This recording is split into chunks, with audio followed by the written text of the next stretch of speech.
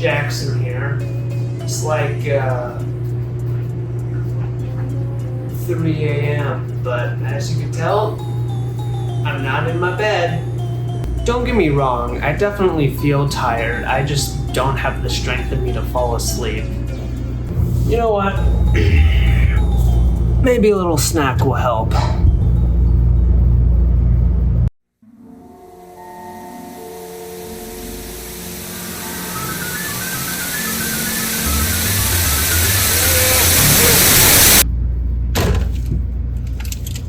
Sure.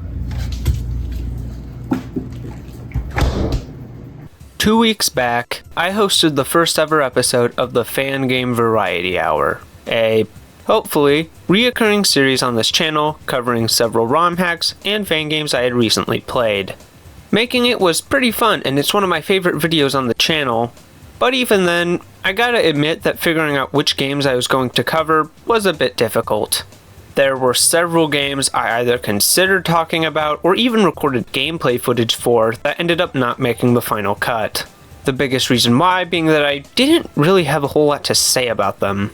Either because they were super early in development and as a result there wasn't a whole lot for me to go over, or I just didn't really have a whole lot to say about them. However, there was one game I cut from the video because I had too much to say about it. So much to the point where I decided I'd dedicate a separate video to it. The game I'm talking about is Hellfire Saga.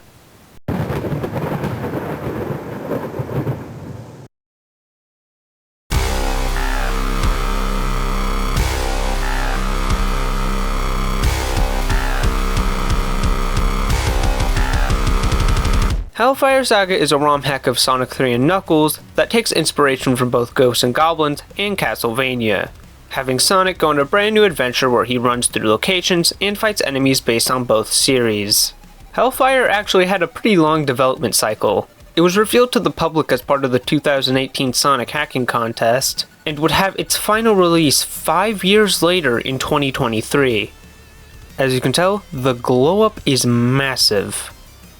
It got some decent coverage back when it came out. I remember some pretty big content creators talking about it, but at the end of the day, Hellfire Saga isn't talked about a whole lot when the topic of Sonic ROM hacks is brought up. Most people tend to talk about games such as Sonic Mega Mix or Sonic 2 XL. Somebody was very happy this got made. It's a shame too, because Hellfire Saga is easily my favorite ROM hack of all time. At least my favorite Sonic hack. So, let's show it some love and talk about it. Might as well. I already ramble about Sonic every night. The only difference now is that I'm doing it in front of a camera. Hellfire Saga begins with Sonic running around as usual, before a big white flash appears and sends him into the Forest of Decay. When there, he meets Gloam, the guardian of the gates, who tells Sonic to not go any further, warning that what lies ahead of him cannot be overcome by a mortal. Having no other options to get home, Sonic quickly decides to go against Gloam's orders, and it's time to start the game. As I mentioned at the beginning of the video, Hellfire Saga is built on top of the Sonic 3 engine, and as a result, it plays almost exactly like it. Each act ends with a boss fight, the player has both the insta-shield and elemental shields. The only real difference between the two games is that you're traveling through spookier locations. And this meter in the top left of the screen.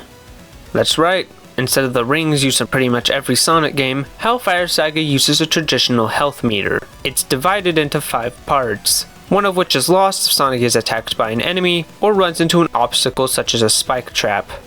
In the case that the player loses health, these previously transparent and untouchable red rings become solid and can be picked up in order to slowly increase Sonic's health.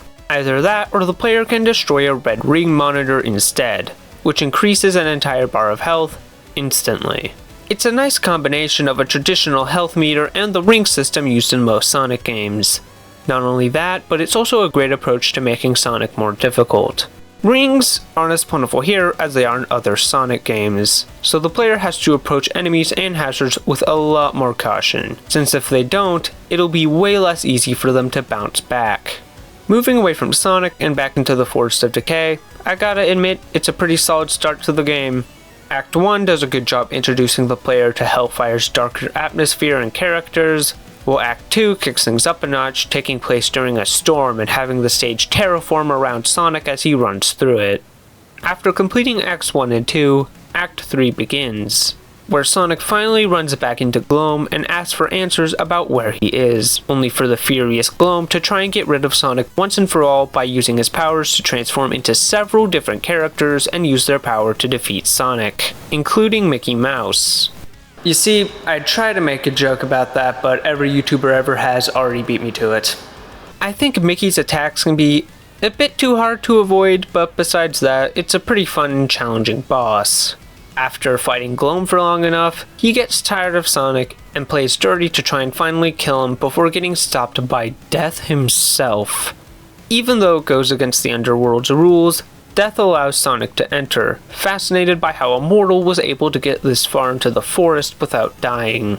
Gloam lets go of Sonic, the two disappear, and Sonic runs into the next zone, Sin City.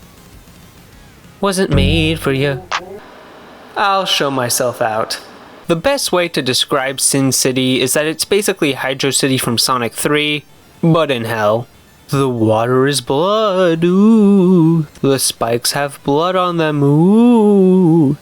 Rouge and Honey are here and they have Sonic EXE eyes, ah.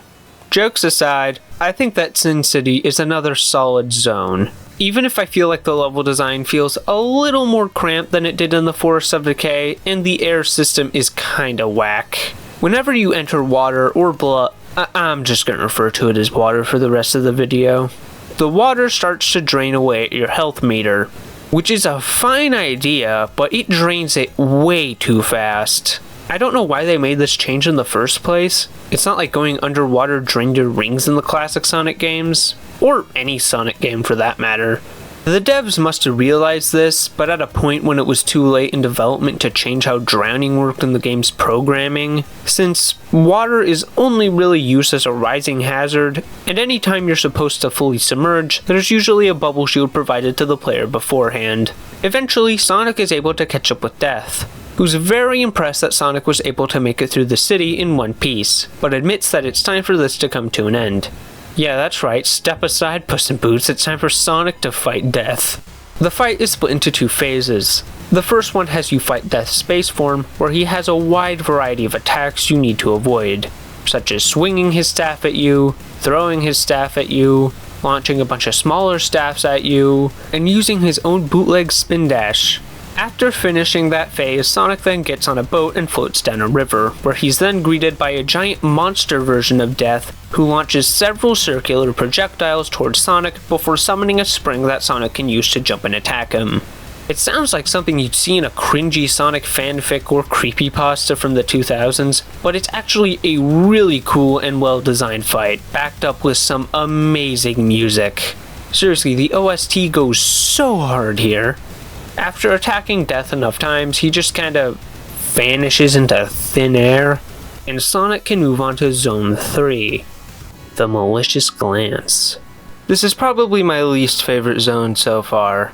It's well designed, don't get me wrong, and it definitely has some cool ideas gameplay-wise, such as this anti-gravity gimmick in Act 2, or visually with these living walls Sonic runs past at multiple points. But I feel like the stage's enemies are just a bit too obnoxious here, such as these axe-swinging knights. I swear, they attack you just as you're about to go in on them.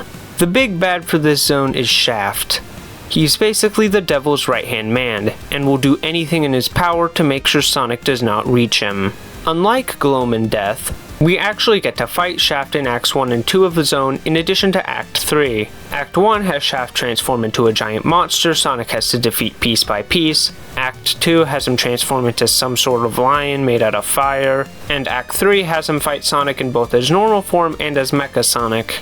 It's by Act 3 that Shaft realizes that he stands no chance against Sonic, knowing that any more attempts to fight him will end with his demise. In a neat bit of characterization, Sonic tells Shaft that he doesn't want to fight him, he just wants to save his friends and the world, and will happily spare him if he just lets him go through.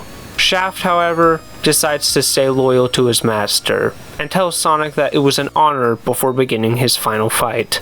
It's a fun boss. I mean, it's got Mecha Sonic, how could it not be? But I still think that the battle against Death in Zone 2 was better designed and just cooler overall.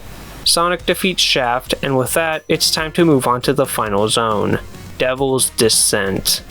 A completely barren wasteland, save for one thing, a massive machine, and the man behind it. Eggman. Yes, Eggman. Knew it. Having suffered so many defeats at the hands of Sonic, Eggman got desperate and decided to make a deal with the devil in order to finally achieve his goals of world domination, being granted the throne of Hell as well as the devil's army. He's already captured all of Sonic's friends, making the blue blur the only thing stopping his plans from going into motion.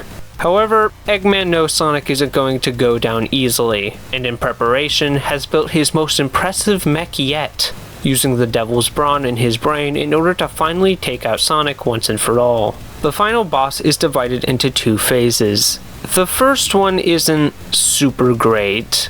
Its attacks are a bit annoying, and it overall just wasn't as fun or cool as the other boss fights. Phase 2, however, is when they decide to kick things up a notch. Eggman and Sonic are sucked into a portal, bringing them into a pseudo 3D arena. It's definitely challenging and a bit hard to control Sonic at first, but the boss's attack patterns can easily be memorized and used to send Eggman's mech back to the factory. I think it goes on a little too long. There were multiple points where I thought that I was about to deliver the finishing blow on Eggman's mech, only for the boss to just keep on trucking. But overall, it's an amazing note for this game to go out on. With Eggman having lost to Sonic yet again, he has all the rights he was given by the devil revoked. The devil then frees all of Sonic's friends and sends them all back to the mortal world alongside Sonic and Eggman, ending Hellfire Saga. If this video hasn't convinced you to try it out, I don't know what will. Once again, it is my favorite ROM hack, and I think it should go down as one of the greatest of all time. And a large part of that is because it doesn't really feel like one. A lot of ROM hacks, at least when it comes to Sonic, either add new characters to the games or some sort of goofy gimmick. And while those ROM hacks are definitely good and have their place, I find that the best ROM hacks are the ones that take a pre-existing game and create an entirely brand new one inside of it. And Hellfire Saga does just that. It's a more mature and challenging take on a classic Sonic game that doesn't go too far in either direction. Its difficulty is challenging, but not to the point where it becomes unfair or tedious, and its tone and atmosphere, while darker compared to an official Sonic game, doesn't try to be super edgy for the sake of shock value. That being said, I definitely do see those two things preventing some people from fully enjoying Hellfire Saga, either because they aren't super skilled and look for fun in a video game rather than a challenge, or because the imagery, well, pretty tame compared to other Sonic fan games that try to take the series in a darker direction, could be too much for younger or more sensitive people to handle. However, if you're completely fine with either of those things, Hellfire Saga is a must play. You know, all this Sonic talk has really tired me out. I think I could go to sleep now.